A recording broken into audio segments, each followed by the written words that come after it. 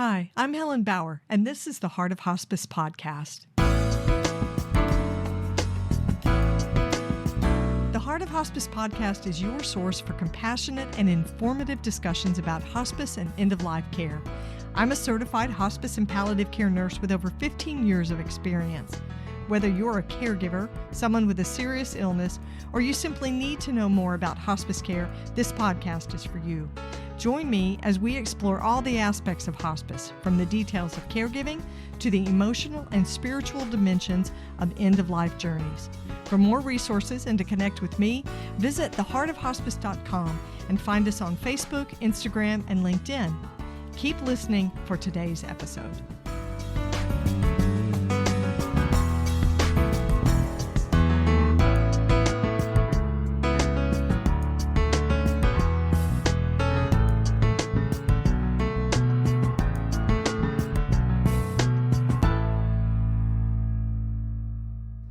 This is the Whole Care Network.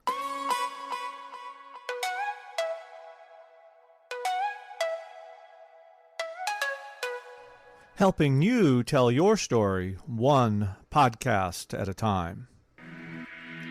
Content presented in the following podcast is for information purposes only. Views and opinions expressed in this podcast are solely those of the host and guest and may not represent the views and opinions of the Whole Care Network. Always consult with your physician for any medical advice, and always consult with your attorney for any legal advice. And thank you for listening to the Whole Care Network.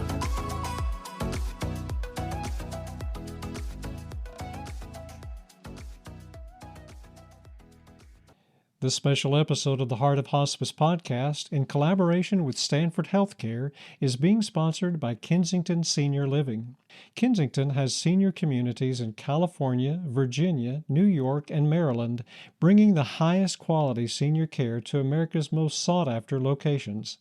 Kensington focuses on relationship-based care, built on the foundation of their promise to love and care for your family as they do their own. Visit KensingtonSeniorLiving.com for more information. This episode of The Heart of Hospice is being sponsored by Care Boss, the latest book by Jennifer O'Brien. Care Boss is the book that reminds family caregivers that they are the CEO of their loved one's care. Jennifer has served in healthcare leadership for over 35 years and was also the personal caregiver for her parents and her husband. Care Boss is written to empower caregivers, but it's more than just a book. It's a workbook and organizational tool as well. Check it out at jenniferaobrien.com. In this last episode of our series in partnership with Stanford Healthcare, my guest, Susan Evans, shares the ins and outs of caregiving and talks about her work to support other caregivers dealing with the challenges of Alzheimer's disease. Susan Evans was a caregiver for her father as he dealt with Alzheimer's. For the last 6 years, Susan has worked with Kensington Senior Living, supporting her community with educational events and family resources. She's passionate about supporting other Alzheimer's and dementia caregivers to make their journeys just a little bit easier. This is such a wonderful conversation. Susan shares her journey with her father as Alzheimer's disease began to affect him, and she talks about how the changes affected her as well. There came a time in her caregiving experience when she and her family decided that her dad needed care at a facility, and they chose Kensington Senior Living. She has an agreement with her brother, who's a long-distance caregiver, about how they would collaborate in the caregiving experience, and they managed to incorporate some humor in the way they handled the whole thing. Susan also has some advice for caregivers who are just starting their caregiving journey. We can't talk about end-of-life care without including conversations with caregivers. They deserve a seat at the table.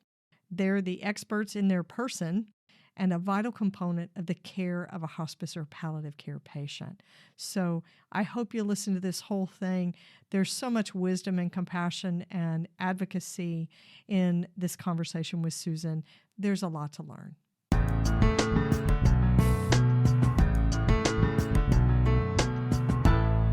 Susan, welcome to the Heart of Hospice podcast. I'm so glad to have you here with me. I'm so excited to be here with you, Helen. you were sort of the brainchild for this series, and I love it that you're part of the Stanford Healthcare series because we're talking about some great stuff, and your story is going to resonate with my listeners, whether they are hospice and end-of-life workers or whether they are caregivers in their own families and personal lives. So thank you for sharing and being with me today. You know, through my journey with my father with Alzheimer's and my experience with hospice and palliative care, the more that people can share their journeys, I think the more helpful we can be to those that are entering into this journey. Yeah. So thank you so much for sharing that with me. And I have so much gratitude with hospice and the Stanford team. They're fantastic. Yeah, they're doing some fantastic work. Yeah, we learn from each other. We learn from each other, no matter what our role is. I think we have so much to learn from each other. So introduce me to your dad. Tell me about his diagnosis and who he was as a person and how you moved into this caregiving role that you had with him. I would love nothing more than to introduce you to my dad. I had, and I continue to have, a very close relationship with him. He was my mentor. He guided me. He really supported me in my career. And when he was 78, 79 years old, he started to experience some difficulty in his recollection and his vocabulary, and utilizing words. I'll never forget, he was out trying to sweep leaves away from under the tree, and he kept saying, the push is so bad. And I thought, what's he talking about, the push? And he was trying to say the wind is so bad and was disrupting, his goal in getting all the leaves together. But my dad is very remarkable. He actually took himself to the neurologist at Stanford and said, I'm experiencing these struggles with my vocabulary and a little bit with my memory. And about a year after he initially took himself to Stanford, I got a call, my mother and I got a call from the neurologist and said, it's time you come in with your father. And that was really the beginning, Helen, of learning more about Alzheimer's disease than I would ever want to know. Right. I became familiar with the disease. My dad was diagnosed about a year after. And the diagnosis, it's interesting, Helen, because it wasn't a surprise. I knew my dad was going to be diagnosed. I sat there with him when he did all the tests. What year is it? Draw a circle and a square. Remember these 5 names. The hands on a clock. And he was failing. But still, when the diagnosis was delivered, something inside of me I really felt like overnight, and I know it wasn't overnight because it was over a few years, but I felt like overnight I went from being a daughter to a caregiver, not only for my dad's new diagnosis, but for my mother, who literally was going to be half widowed and already felt like she was half widowed because her relationship was not the same with my father. So that was a big struggle for me. My husband and I had just become empty nesters. Our youngest son had just launched off to college, and I was doing some consulting for a supplement company. I loved working part-time. I loved enjoying my friends and my family. And I really felt like I needed to jump into learning more about Alzheimer's disease because I felt there just was not enough information or education out there on the disease and support for the disease. So what resources, just for my listeners, what resources did you find out there that were most useful? I will tell you, a friend of mine, I have great friends, but none of them really were familiar with Alzheimer's disease. They were like, what is that? Because he was diagnosed in 2013. And I will say to the listeners, there is so much more resources available now. It's incredible. My heart is so full of all the support programs that are available free, and they're virtual. You can live anywhere and you can really get support on your individual needs or your individual challenges with the disease. But there wasn't that many resources. Someone suggested I go to the Alzheimer's Association website. And I'm not saying anything negative about the Alzheimer's Association. I love them. I support them. I raise money for them. But I went there and I felt so overwhelmed. I spent 2 hours just sobbing. It was too much information. Too much information. And, you know, why it's so important that we're doing these podcasts is because each journey with this disease is so unique. Right. The brain is so unique. It's not like you get a cancer diagnosis and they say you have bladder cancer. Here's 3 different treatment options. This one has worked for this type of people, this one, but well, why don't we start with this one and then we can go to this one? And there's a plan. But with Alzheimer's disease, the progression of the disease is so uniquely different with each person that's diagnosed, which means that for the caregiver, it's such a different journey. And for certainly the spouse, like for my mother. So it was really hard to figure out what my next steps were. And I was just kind of taking it a step at a time because the progression of the disease, you know, it's not just a slope. It really steps down and you don't know when each step is really going to identify or manifest itself in the person that has Alzheimer's. Yeah. So, and how do you make a plan for that? You don't. You don't. You don't. You and the physician, your team, your healthcare team is going to tell you how to mitigate the symptoms, but there's no cure. We can't say, okay, here are 3 options that will get you to the finish line with a cure. You know, they immediately tell you, you've got something that's incurable, it's life-limiting, and it's going to change who he is and who you are at the same time. And that's, I can imagine, did you feel like sitting there and actually having them validate what you already knew, because you could tell from the test that he had failed them? Do you feel like the grief hit you at that point? I think it's interesting because it wasn't a surprise, but it was just a wave of reality. Like my biggest fear had just come true. When the diagnosis was delivered to my mother and I, my dad sat on the end of the exam table with literally his feet going back and forth. He had absolutely no clue. I knew that it was official now, but it really was like a wave of feeling anxious, scared. I knew that I had to jump in and educate myself on this because I had no clue.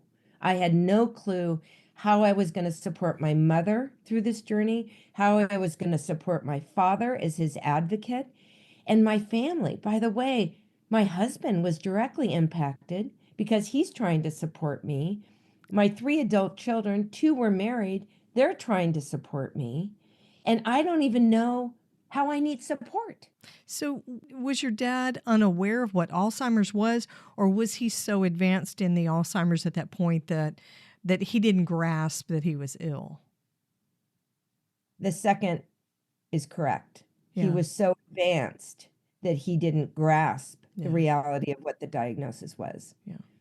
He was anxious leading up to it when he first took himself to the neurologist because he had those small things that he was noticing. Right. He was aware. All things became amplified, right? When he came to my house once and he said, "What is that?" And he's looking right at the microwave. And didn't know what it was. I had no clue what it was. And he picked up my keys and he said, "What are these?" Interesting. So it was just so sad. I don't even know how to explain it, but when you watch someone that you love, that you admire, that, you've known for, gosh, how many years since, I was born, that this person just changing so fast and you can't do anything about it. Well, and everything you've known about them, everything you knew about him as his daughter, right? Because you had known him your entire life. That was all going to change who he was. It was all going to change who he was. And you know what? You get really frustrated because my dad would ask me the same question 10 times. And I knew I had to be patient because I love him so much. And I felt so badly for what he was experiencing, but I couldn't fix it. Right. Okay. So as a caregiver, you're obviously very devoted to taking care of your mother now and to taking care of your dad when he was getting towards the end of his life with the Alzheimer's disease. What were your biggest concerns about being a caregiver, about how well you could do that job? I think my biggest concern, and I continue to still have that today, is how do I balance my life? Because I felt really out of whack. I felt really out of balance. Because when my mother or father needed me, I went to all the meetings about my dad's prognosis, all the doctor meetings. We did a human trial for the young plasma study at Stanford. So he had to be down there every week for an infusion. It took an enormous amount of time. And then supporting my mother, who my dad became more agitated, and he was at home, and I had a care provider come to the house and someone do art and come to the house. I tried to do all those things I could, but even with all those things, my mother would leave the house every day and just lie to him and say she had to go play bridge because he was so demanding of her. Mm-hmm. So my biggest fear, my biggest challenge is balance. How do I balance taking care of my father, my mother, being a wife, being a daughter, now I'm a grandmother and a friend, and I actually really enjoy the work that I do for the community of brain disease and aging about providing support in educational series, because I know it's so important. So a lot of times, we'll talk about work-life balance, but in reality, it was work-life caregiving balance. It was more than just the average things that people have to deal with. So what did you love about being a caregiver? I can see the smile on your face. When you talk about your dad, you just light up. You just light up. I wish my listeners could see. What did you love most about being his caregiver? You know what? This will make me cry, but what I loved most and what I continue to love most is how proud he would have been of me, taking the bull by the horns, as he probably would have said, and trying to make a difference in all the lives of people that are experiencing this dreadful disease. Oh, I love that. I think he would be just so proud of me that I just didn't sit still and take it on. But the more you know, and you said it at the beginning, we have to connect together as a community to support one another. Yeah. Everyone's experience is different, but I will tell you, I don't think in grade school, Helen, when the teacher says, it's your turn to do your poster, what do you want to be when you grow up? I want to be a caregiver. Yeah, but nobody says that. No, the reality is all of us on this podcast today are some type of a caregiver. If you're a mother, you're a caregiver. If you're a daughter, you're a caregiver. If you're a wife, you're a caregiver. If you're a friend, because it's all about those partnerships in reality in your relationships. Absolutely. But when things go out of balance and a little bit out of whack, I was more of a caregiver for my mother and my father than I was for my husband and my children, because I knew they would get through it and my friends would get through it. But that doesn't always feel so good. We're going to break for just a minute. This isn't the end of the episode. There's more to come, so stay connected. The Heart of Hospice podcast is proud to partner with Stanford Healthcare to bring you this special 4-part series sponsored by Kensington Senior Living. Kensington focuses on relationship-based care built on the foundation of their promise to love and care for your family as they do their own. With communities in Northern and Southern California, Virginia, New York, and Maryland, they're working to provide the most loving and expert care in a comfortable setting, bringing the highest quality senior care to America's most sought-after locations. Caregiver Susan Evans shares how a move to a Kensington facility affected her family.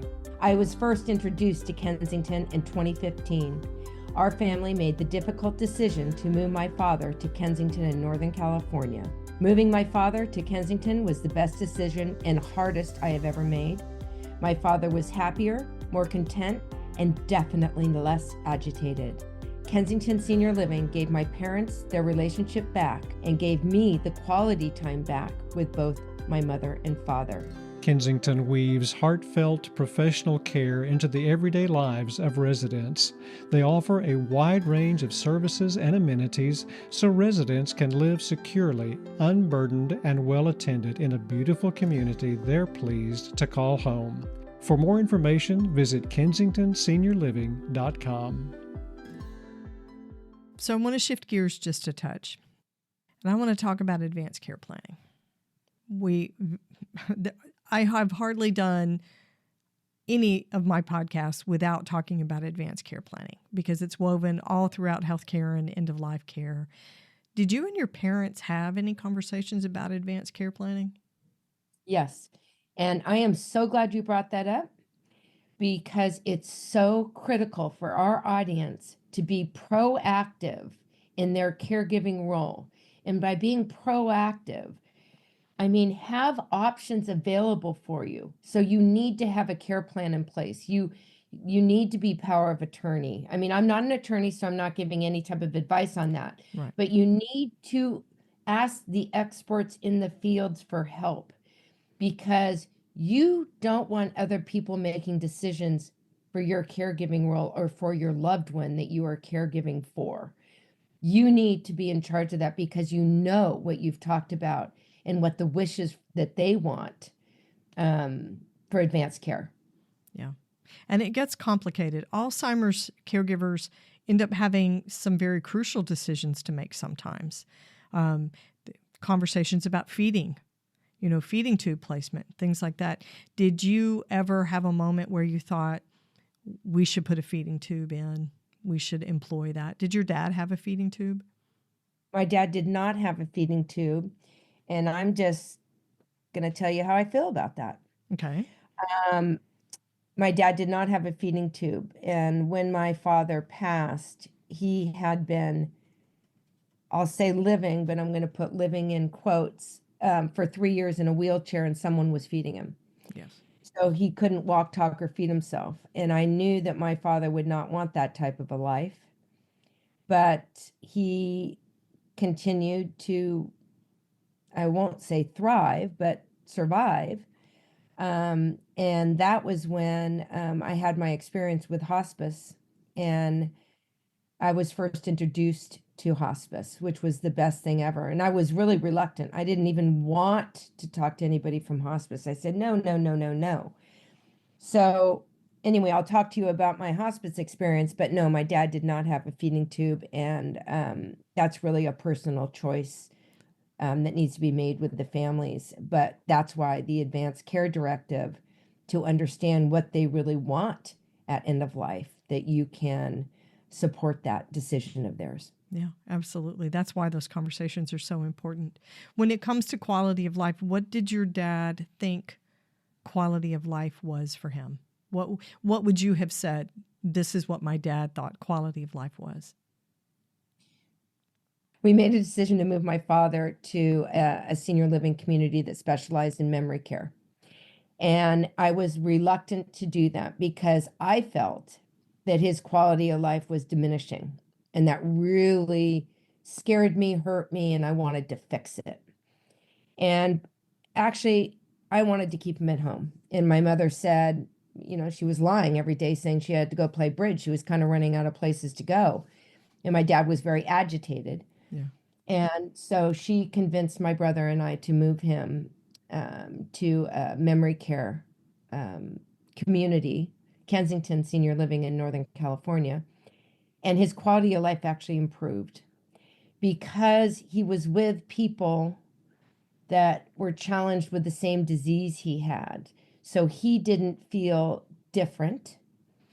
And the care providers are trained in pocket programming and other types of things to really pay a lot of attention. How can they increase the quality of life? Do they like to play bingo? Do they like to do art? Do they like to garden? So my dad had his own company. And so the management team would invite him into all their meetings. And he would take a pad of paper. He couldn't write anymore, but he would think he was going to a meeting. And when I would go and witness some of this activity that he was doing throughout the day, he actually had a smile on his face. He wasn't agitated. He felt like he was participating, Contributing. contributing. Exactly. And so I think it really helped his quality of life. And I know it helped my mother's because it took the struggle out of their relationship. And I also know not everybody can have the same type of options that I had, which is why I started a little nonprofit to raise money for caregiver support. Because, if anybody can take anything away from today, it's what you said. You need a community. You need to be able to support each other. And you also just need to have options in life, because the one that's going to struggle, the one that's going to really hurt the most is the care provider, the caregiver. I'm really struck by your advocacy. You're willing to share all this. You can see the passion. You can hear the passion in your voice for it. I hope you're enjoying this episode. We're going to pause for just a minute. My guest has more to share. This episode of The Heart of Hospice is being sponsored by Care Boss, the latest book by Jennifer O'Brien. Jennifer O'Brien has served in healthcare leadership for over 35 years and was also the personal caregiver for her parents and her husband, Dr. Bob Limberg. She is the author of The Hospice Doctor's Widow, an art journal of caregiving and grief. Care Boss is her latest book, and it's more than just a book. It's a workbook and organizer that enables family caregivers to lead their loved ones' care sensitively and effectively. Jennifer writes with compassion and hard-earned wisdom, and readers will appreciate the empowerment and camaraderie they find in the pages of Care Boss. Care Boss reminds family caregivers that they are the CEO of their loved one's care. You can find Care Boss at your local indie bookstore or on Amazon and on Jennifer's personal website at jenniferaobrien.com. So I want to dig in a little bit about your family relationships, because caregiving affects relationships deeply and not always in a good way. People grieve differently when a diagnosis is given, and the kind of strain that caregiving for someone with Alzheimer's and dementia, any form of dementia, it's a little unique. I think in my experience, it's much more isolating, and it can cause discord between family members. So how did you and your brother do as caregivers, if I can ask that? That's actually a funny story. And I'll make sure my brother watches this because he would laugh. My brother lives in Taos, New Mexico. He has a wonderful family. He is a great dad. He's a great husband. He volunteers for he has a very close relationship with the reservation down there, the Pueblo, and he volunteers so much, and he just gives everything back to his community. But he lives in Taos, New Mexico, which is a day trip to come here. Yeah, a long way. A long way. He's also self-sustained. So he has acres of land that he has chickens and goats, and he does it all, pigs, and grows spinach, arugula, and everything else you can imagine, does canning and all that stuff. And I had an agreement with him. I said, every 6 months, I'm going to call and tell you I hate you, and I'm going to scream at you. But just know that I'm going to do that every 6 months to blow off a little steam here, because I'm doing 99% of this. Anyway, so it's funny, but we just had an agreement on how we're going to proceed. And I shared with him, I'm going to get really frustrated about every 6 months. So just get ready for that call when I blow steam, and you're going to have to take it. And he laughs. I love it that you knew that was going to come, and you made a plan for it, and you're both joking about it. But of course, that was your place to vent and to rant a little bit. You know, as my siblings and I say, your mother's driving me crazy. You know, that lady is driving me crazy. I love it that you had this way to vent.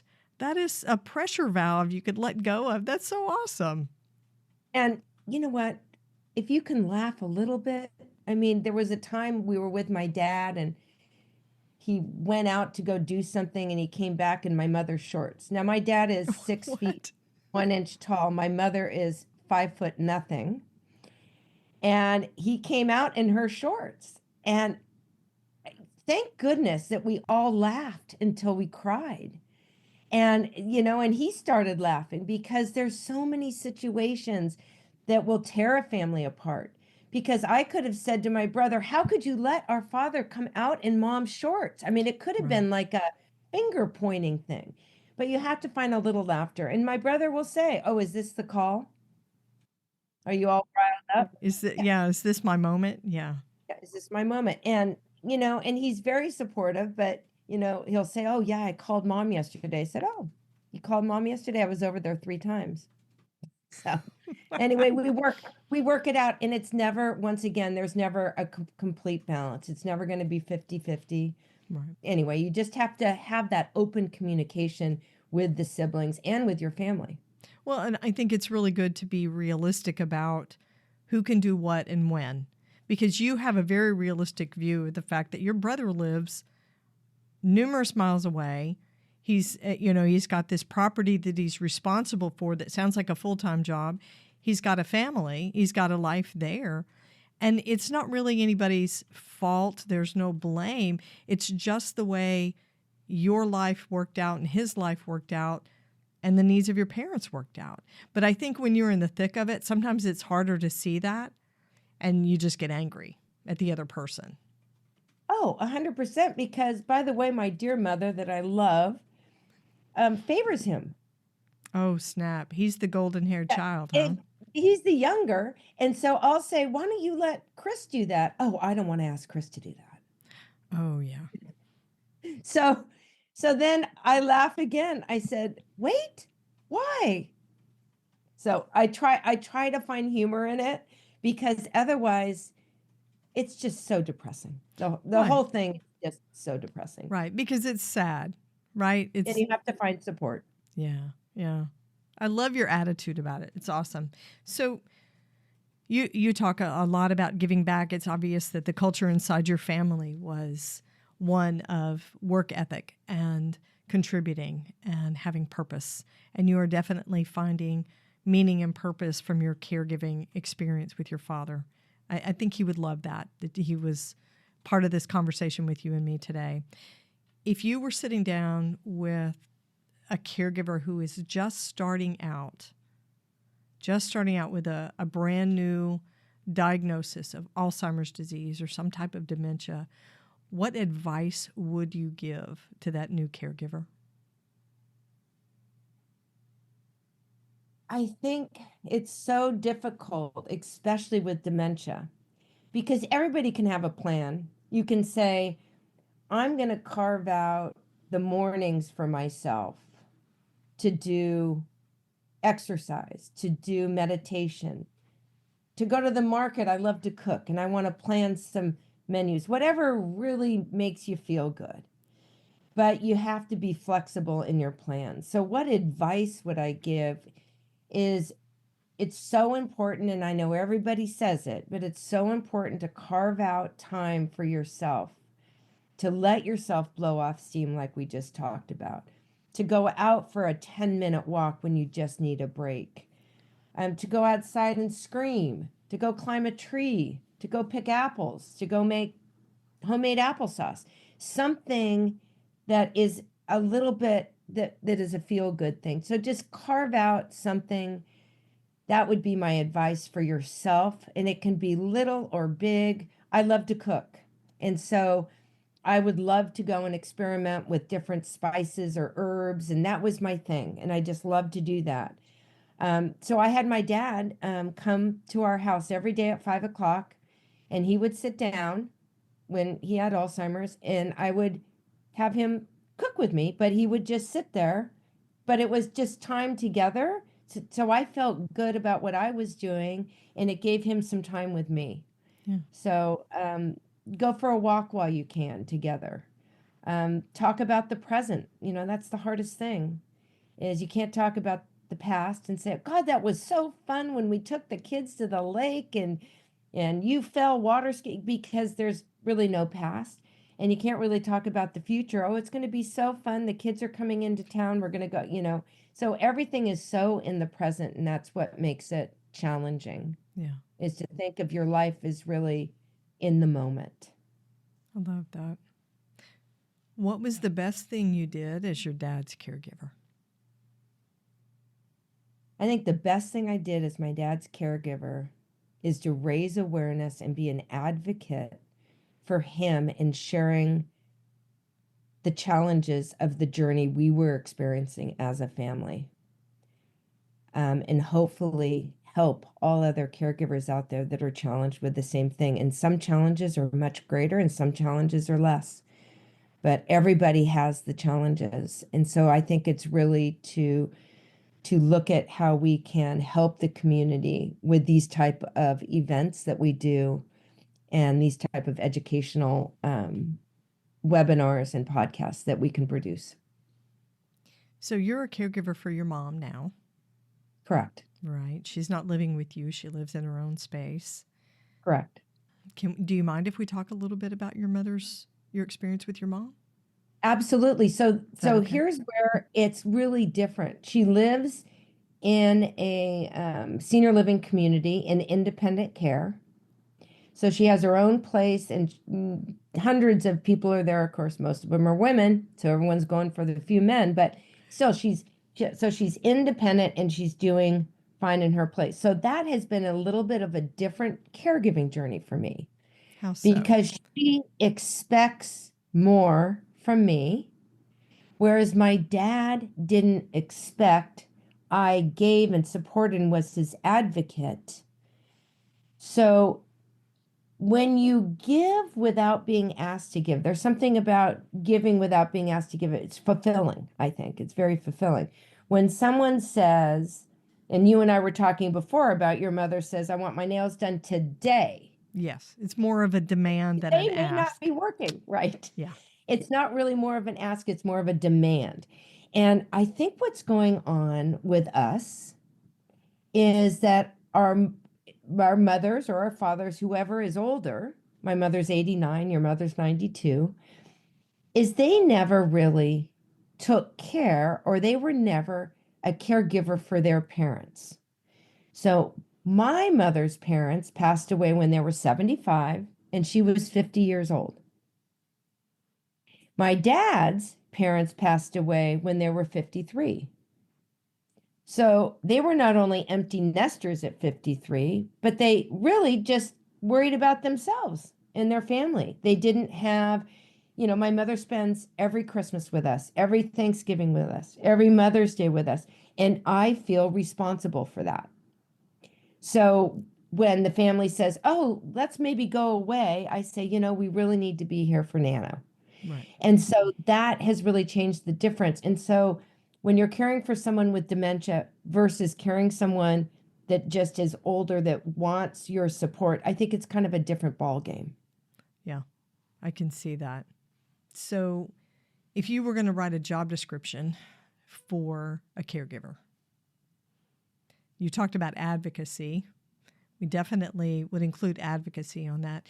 What kind of job description, what kind of job titles and responsibilities would you put on a job description for a caregiver? Overworked and underpaid. Come join us. That's terrible recruitment, but yet really accurate, right? It's terrible recruitment. Give up your life. Give up your mornings, your noons, your nights. You may be up in the middle of the night. Yeah. Give up your holidays. But the reward is find your voice. Be an advocate. Learn more about what the future is holding for you. Support groups. Find someone that's in your position that you can complain to, that you can say, what are you doing with mom at 4 p.m. when she becomes so grumpy and she's sundowning and you can't get anything done and you've got kids and you're trying to make dinner for them and you've got her and now she's had an accident and you need to move. So really, you have to be flexible in nature. You're going to be overworked, underpaid.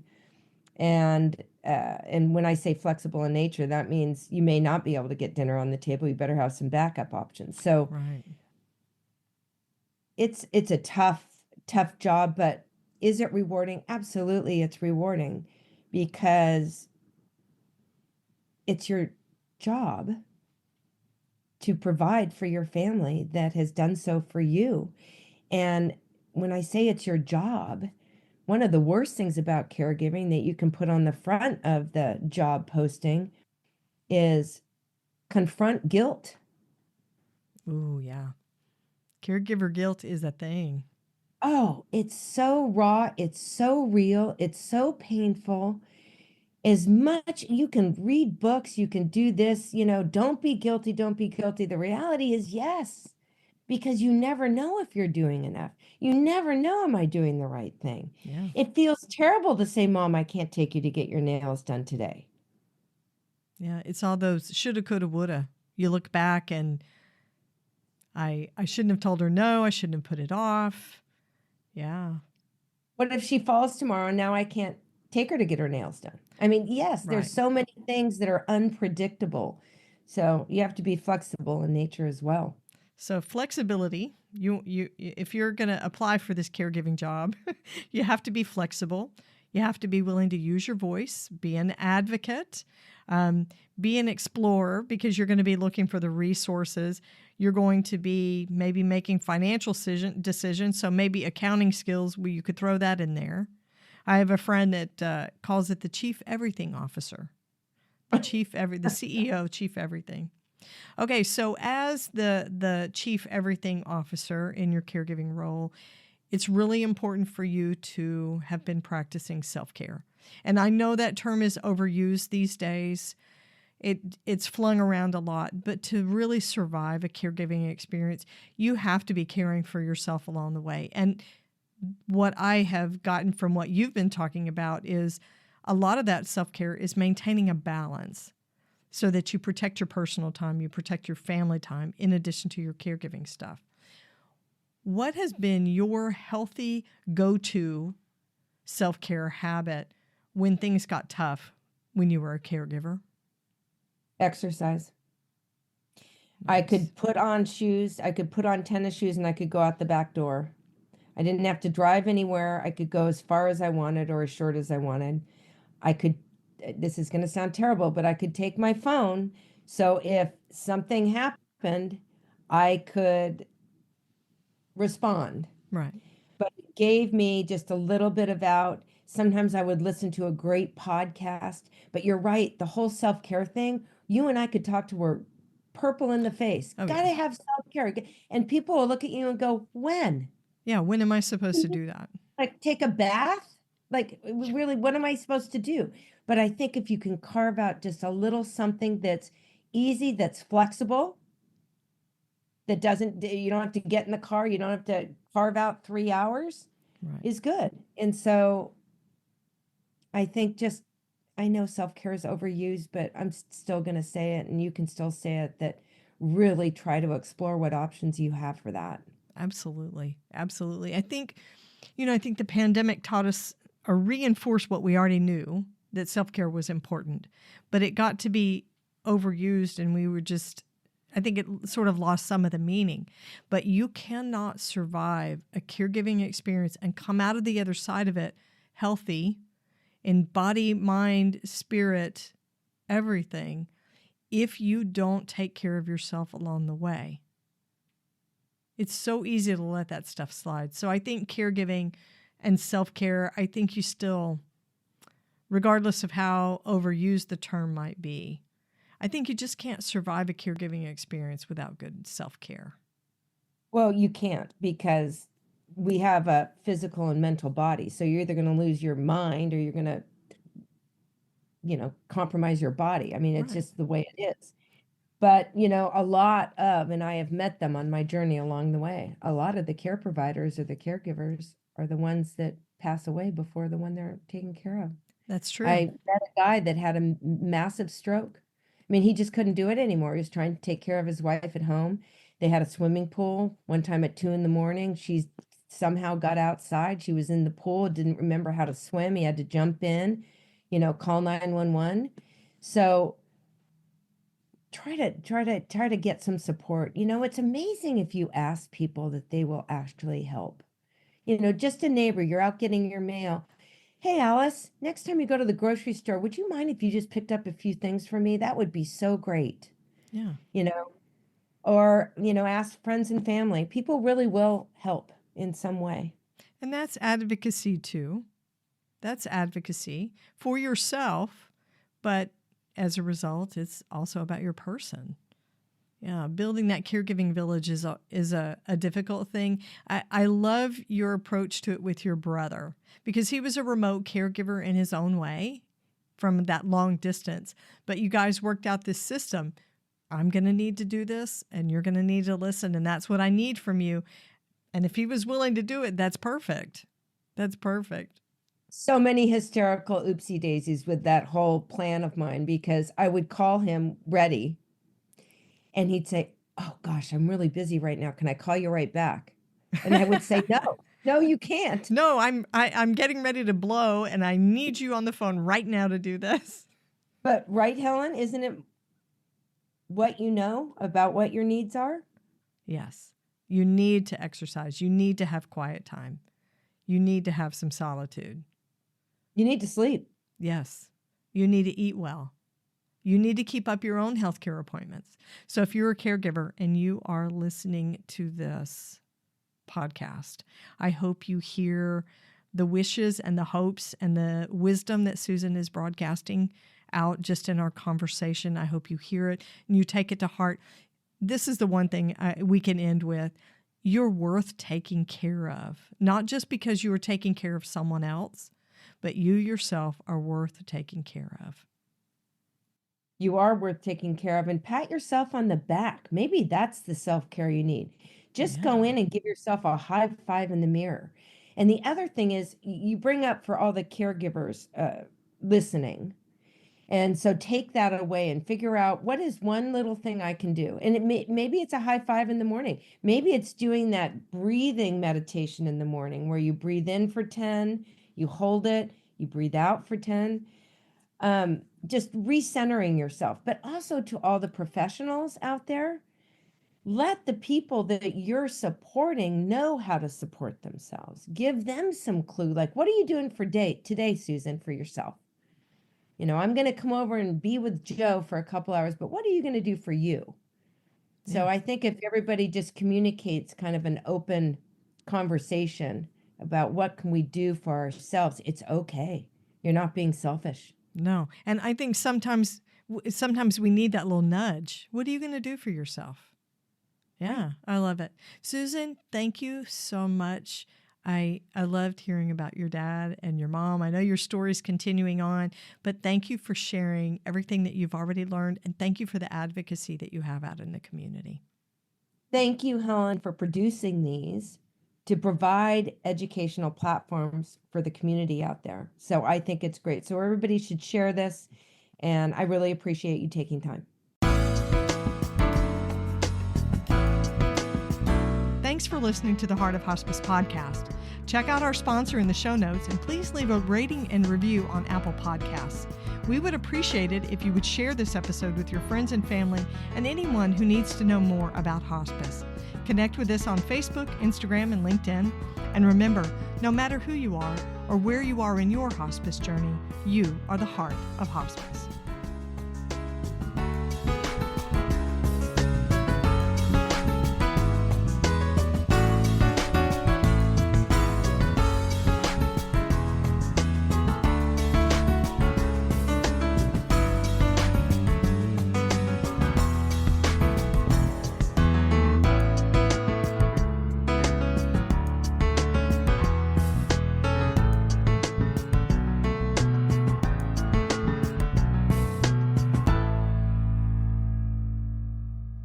This is the Whole Care Network.